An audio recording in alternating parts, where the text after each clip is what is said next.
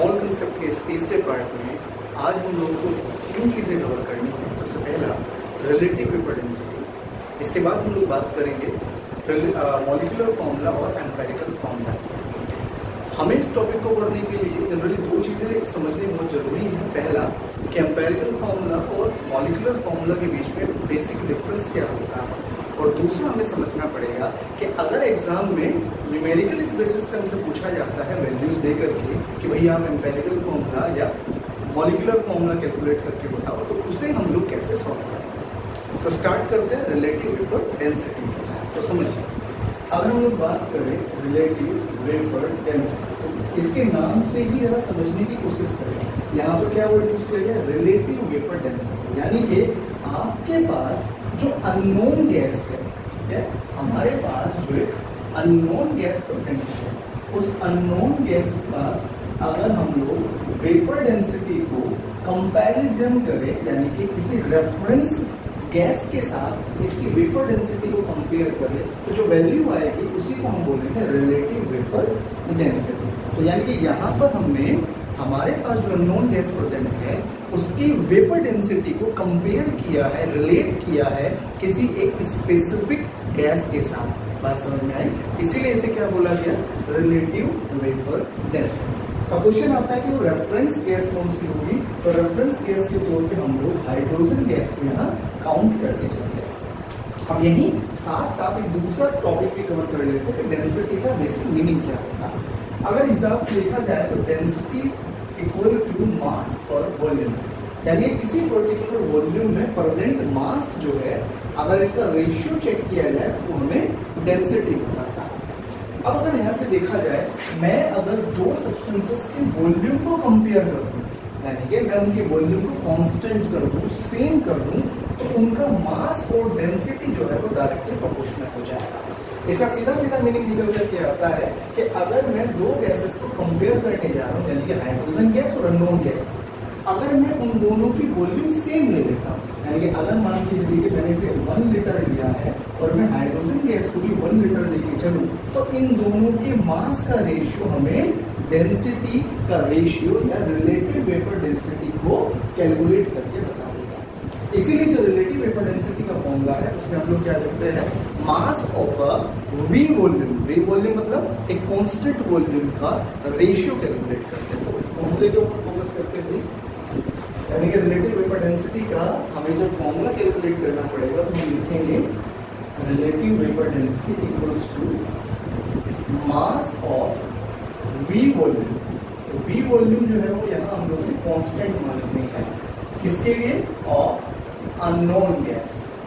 तो जिस गैस की रिलेटिव वेपर डेंसिटी हमें कैलकुलेट करनी है उसके वी वॉल्यूम लेकर, वो 1 लीटर है, 10 लीटर है, 20 लीटर है, कुछ भी हो सकता है, उसके मास को हम लोग कैलकुलेट कर लेंगे और ये देखेंगे कि इसी वी वॉल्यूम में अगर हाइड्रोजन गैस रखा जाए तो उसका मास कितना होगा।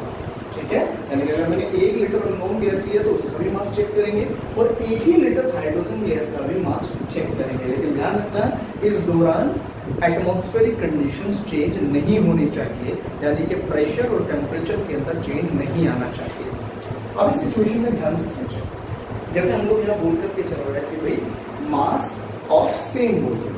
ध्यान करिए, हम लोगों ने इससे पहले एवोगैड्रो लॉ पढ़ रखा। According to Avogadro law, same volume same molecules contain करती है, यानी कि अगर हमारे पास कोई दो सब्सटेंसेस है और उनकी वॉल्यूम हमारे पास सिमिलर है at certain conditions, eight fix conditions, मतलब यानी कि आपने टेम्परेचर नहीं बदला है, आपने प्रेशर नहीं बदला है, तो ऐसे सिचुएशन में दो अलग अलग सब्सटेंस, भले उनका मॉलिक्यूलर मास कुछ भी हो, भले ही उनकी स्ट्रक्चर कुछ भी हो, भले ही उनकी फेस कुछ भी हो, उन दोनों की वॉल्यूम जो है same number of molecules cover करेगी। अगर मानकर के चलिए वी वॉल्यूम में अननोन गैस के पास 1000 मॉलिक्यूल है, तो इसी वी वॉल्यूम में हाइड्रोजन के पास भी 1000 मॉलिक्यूल्स ही प्रेजेंट होंगे। इस हिसाब से अगर मैं कंपैरिजन करके चलूँ तो रिलेटिव वेपर डेंसिटी के फॉर्मूले में एक छोटा सा चेंज हम लोग कर सकते हैं। क्या कह सकते हैं, मास ऑफ वी वॉल्यूम। जब हम ये कैलकुलेट करने जाएंगे तो हम इसे वी वॉल्यूम की जगह क्या लिख सकते हैं, मास ऑफ 1 मॉलिक्यूल, मैंने V वॉल्यूम भी क्या ले रहे हैं भाई, अगर V वॉल्यूम है तो नीचे वॉल्यूम है, V वॉल्यूम है, अगर ऊपर एक मॉलिक्यूल होगा तो नीचे भी क्या होगा, एक मॉलिक्यूल, क्योंकि वॉल्यूम सेम है। तो ऐसे में मास of one molecule of unknown gas, ठीक है, और इसे कंपेयर आप कर सकते हो मास of one molecule of hydrogen gas.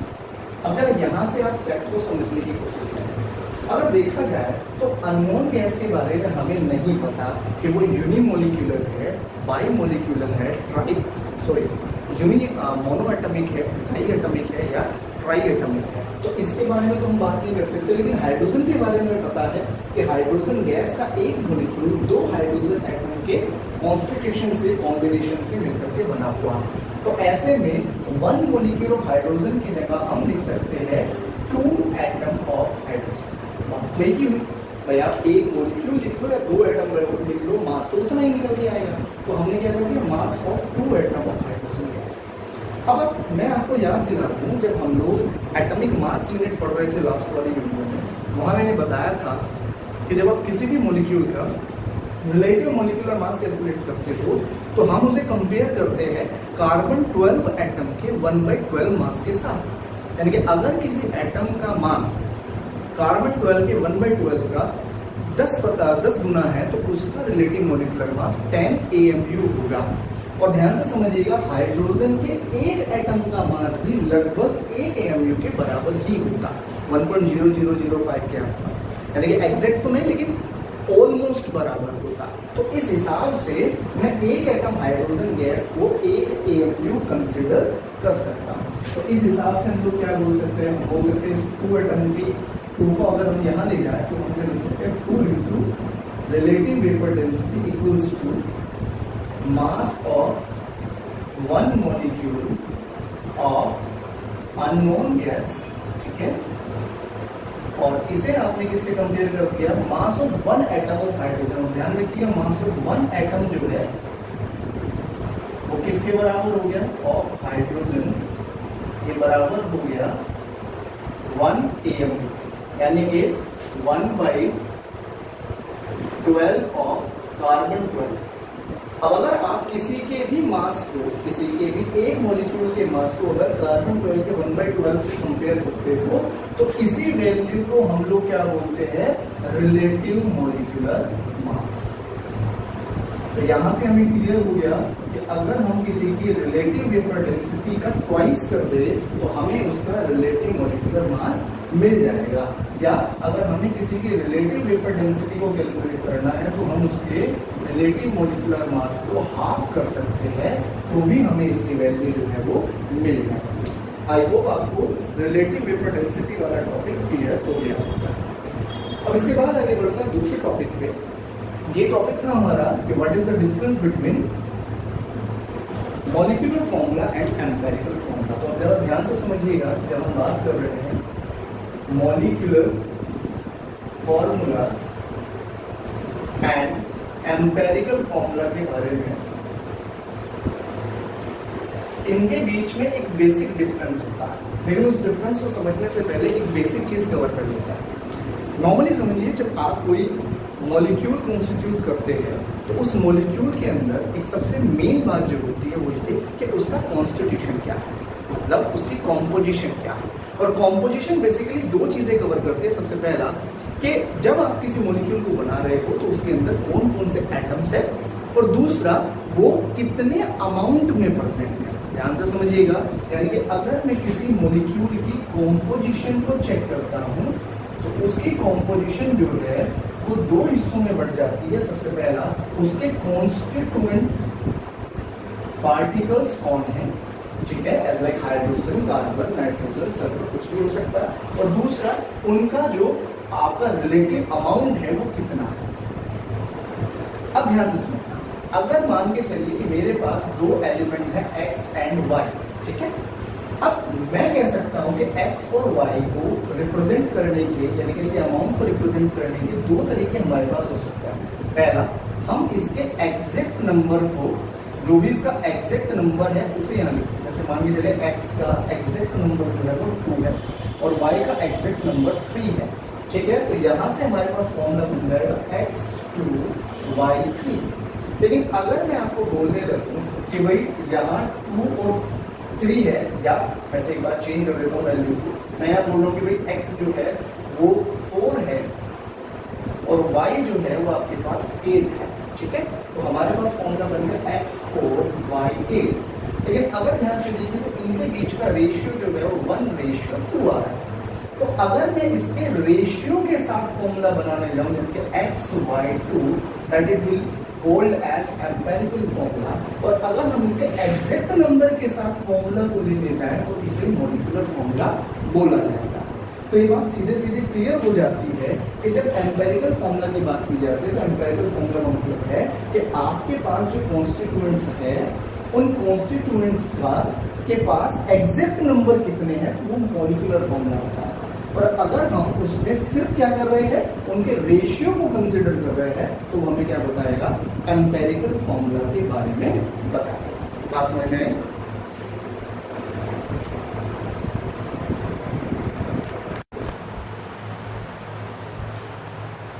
अब इसी के एग्जाम्पल को एक कंसिडर करके हम लोग चलते हैं। तो ध्यान से देखिए, मान के चलते हैं कि भाई हमारे पास 3 कॉन्स्टिट्यूएंट एलिमेंट्स है, कार्बन, हाइड्रोजन और ऑक्सीजन, ठीक है। अब यहाँ से अगर मैं बोल करके चलूँ, मान के चलिए कार्बन मेरे पास जो है वो 1:2:1 में है, तो मैं इसके फॉर्मूले के लिख सकता हूँ CH2O, क्योंकि हमें पता है कार्बन, हाइड्रोजन और ऑक्सीजन का जो नंबर है वो इस रेशियो में प्रेजेंट है। तो यहाँ से मुझे 2 बातें पता चली, कौन कौन से कॉन्स्टिट्यूएंट है और किस रेशियो में प्रेजेंट है, तो इसे मैं बोलूँगा इसका एम्पेरिकल फॉर्मूला। लेकिन जब हमें पता चलता है कि कार्बन का एक्चुअली एग्जैक्ट नंबर 6 है, तो ये तो इसका ट्वाइस है, it means it would be 12, और ये इसका 1 टाइम है, तो ये कितना होना चाहिए, 6 होना चाहिए। तो फॉर्मूला क्या निकल के आया, C6H12O6, और हमें पता है ये किसका फॉर्मूला होता है, ग्लूकोज का फॉर्मूला होता है।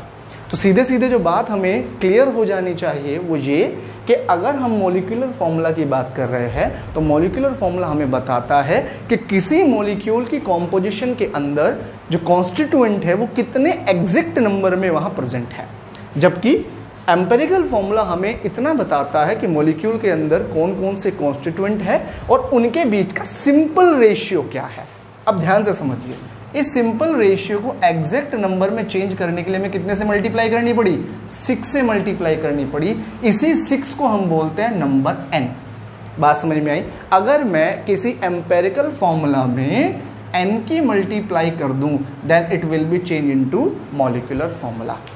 तो अगर मैं इस रेशियो को एग्जैक्ट नंबर में चेंज करना चाहता हूं तो मुझे किसी इंटीजर n से मल्टीप्लाई करना पड़ेगा, और ये इंटीजर n एक्चुअली इनका एग्जैक्ट नंबर का मल्टीप्लिकेशन होगा। तो इस तरीके से हमें क्लियर हो गया कि एम्पेरिकल फॉर्मूला और मॉलिक्यूलर फॉर्मूला में डिफरेंस क्या होता है या इनके बेसिकली मायने क्या है। अब दूसरी बात जो हमें कवर करनी थी वो थी कि अगर एग्जाम में इसके ऊपर बेस्ड करके न्यूमेरिकल हमसे पूछ लिया जाए तो उस सिचुएशन में हम लोग क्या करेंगे। तो न्यूमेरिकल का फॉर्मेट समझने के लिए मैं एक एग्जाम्पल यहाँ लिख के चलूँगा, क्योंकि एग्जाम्पल के साथ ही न्यूमेरिकल का फॉर्मेट समझा जा सकता है। तो इसके लिए एग्जाम्पल देखते हैं। तो मान करके चलिए उसने हमें कहा कि एक ऑर्गेनिक कंपाउंड है जो कार्बन, हाइड्रोजन और ऑक्सीजन से मिलकर बना है, और उसने हमें उसकी मास परसेंटेज और वेपर डेंसिटी गिवन की है। तो समझिए हमारे पास जो कार्बन है वो 40% मास कवर करता है, हाइड्रोजन जो है वो 6.7% मास कवर करता है, जबकि ऑक्सीजन जो है वो 53.3% मास कवर करता है। आपसे कहा गया कि इस कंपाउंड की जो वेपर डेंसिटी है वो कितनी है, 30 है। अब आपसे पूछा गया कि आप इस कंपाउंड के मॉलिक्यूलर फॉर्मूला को कैलकुलेट करके बताओ, यानी कि इस कंपाउंड का मॉलिक्यूलर फॉर्मूला क्या होना चाहिए ये हमें बताना। तो इसके लिए हमें एक टैली बनानी पड़ेगी। अब ध्यान से समझिएगा टैली में करना क्या है। टैली में सबसे पहले हम लोग उस एटम का या उस कॉन्स्टिट्यूएंट का नाम लिखते हैं। मैं यहाँ एलिमेंट ही कर देता हूँ। हम उस एलिमेंट का नाम लिखते हैं जिसकी परसेंटेज हमें दी हुई है। तो हमारे पास 3 एलिमेंट्स है, कार्बन, हाइड्रोजन एंड ऑक्सीजन। इसके बाद हम इनकी मास परसेंटेज जो भी हमें दी हुई है उसकी वैल्यू यहाँ गिवन करेंगे। तो कार्बन की परसेंटेज हमारे पास कितनी है 40%, हाइड्रोजन कितना है 6.7% और ऑक्सीजन की वैल्यू हमारे पास है 53.3%। अब यहाँ से हम लोग क्या करते हैं, इनके एटॉमिक मास, जो भी इन एलिमेंट्स के एटॉमिक मास हैं उन्हें भी यहीं पे अगले टैली के अंदर इन्हें लिख देंगे। कार्बन का एटॉमिक मास 12 होता है, हाइड्रोजन का 1 एंड ऑक्सीजन का जो है वो 16 होता है। अब हमें क्या करना है, हमें निकालना है एटॉमिक रेशियो।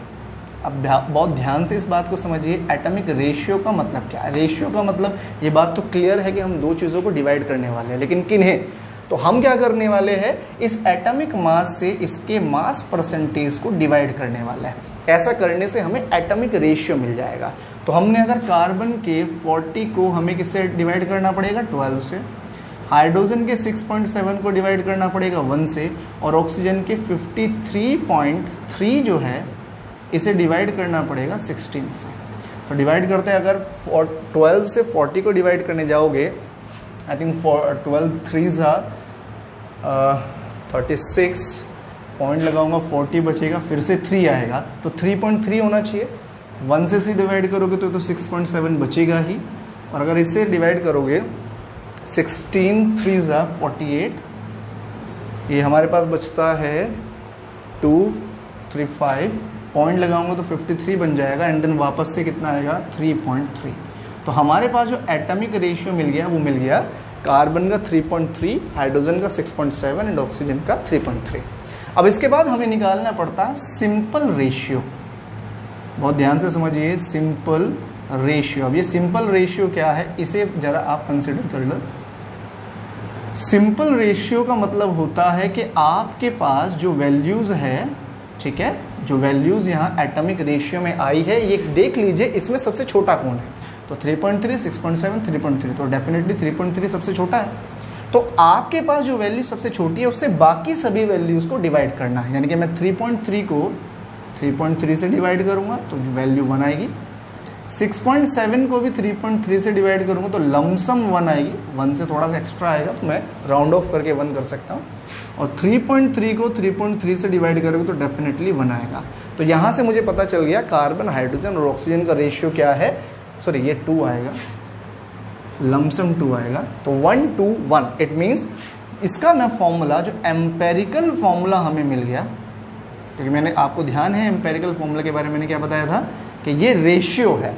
तो हमें पता चल गया कार्बन, हाइड्रोजन और ऑक्सीजन जो है 1:2:1 में है। तो फॉर्मूला हमारा बन जाएगा CH2O। अगर मेरे पास एम्पेरिकल फॉर्मूला तो आ गया। अब ध्यान से समझिए, मैंने आपको अभी ऊपर इससे थोड़ी देर पहले बताया था कि अगर हमें एम्पेरिकल फॉर्मूला को मॉलिक्यूलर फॉर्मूला में कन्वर्ट करना है तो हमें n से मल्टीप्लाई करनी पड़ेगी। अब क्वेश्चन ये है कि इस n को कैसे कैलकुलेट करें। तो ध्यान से समझिए, अगर मैं n की कैलकुलेशन करना चाहता हूं तो n की वैल्यू होती है मोलर मास या molecular mass upon empirical formula mass. ठीक है, अब यहां से देखिए, मोलर मास निकालना है, लेकिन मुझे तो मोलर मास नहीं दिया था, क्या दिया था, वेपर डेंसिटी। और दूसरा क्या रखना, एम्पेरिकल फॉर्मूला मास। तो एम्पेरिकल फॉर्मूला तो है हमारे पास, इसका मास कैलकुलेट कर सकते हो। कार्बन 12, 2 हाइड्रोजन के लिए 2 और 1 ऑक्सीजन के लिए 16। तो टोटल वैल्यू हमारे पास कितनी निकल करके आ गई, या वैल्यू हमारे पास निकल करके आ गई 30। तो इसका एम्पेरिकल फॉर्मूला मास तो हमें मिल गया। हमें क्या देखना है, हमें देखना है इसका मोलर मास, क्योंकि इसके मोलर मास को कैलकुलेट करने के बाद ही हमें n की वैल्यू जो है वो पता चल पाएगी। अब इसके मोलर मास को निकालने के लिए ध्यान करिए, अभी पीछे आपने रिलेटिव वेपर डेंसिटी का टॉपिक पढ़ा था, तो उसमें हमने क्या पढ़ा था, molecular mass, relative molecular mass equals to 2 into relative vapour density. तो हमें रिलेटिव वेपर डेंसिटी कितनी दे रखी है, 30, तो 2 इंटू 30 दैट मीन्स 60 AMU का रिलेटिव मॉलिक्यूलर मास यहाँ होना चाहिए। अब यहाँ वैल्यू अगर आप रखोगे तो n की वैल्यू आ गई 60 डिवाइडेड बाय कितना आया था एम्पेरिकल फॉर्मूला मास 30, तो ये वैल्यू आ गई आपके पास 2। तो फाइनली अगर आप मॉलिक्यूलर फॉर्मूला जानना चाहते हैं तो मॉलिक्यूलर फॉर्मूला आएगा 2 इंटू एम्पेरिकल फॉर्मूला, और हमें पता है एम्पेरिकल फॉर्मूला क्या है, एम्पेरिकल फॉर्मूला है हमारे पास 2 into CH2O and the final answer is C2H4O2। तो यहाँ से ये हमारे पास जो फाइनल मोलिकुलर फॉर्मूला कैलकुलेट हुआ ये कितना आ गया C2H4O2। तो इस तरीके से हम लोग एम्पेरिकल फॉर्मूला और मॉलिक्यूलर फॉर्मूला को कैलकुलेट कर सकते हैं। तो बहुत मुश्किल क्वेश्चन नहीं है, स्टेप बाय स्टेप जाना है। एलिमेंट्स लिखने हैं, उनकी मास परसेंटेज, फिर उनका एटॉमिक मास।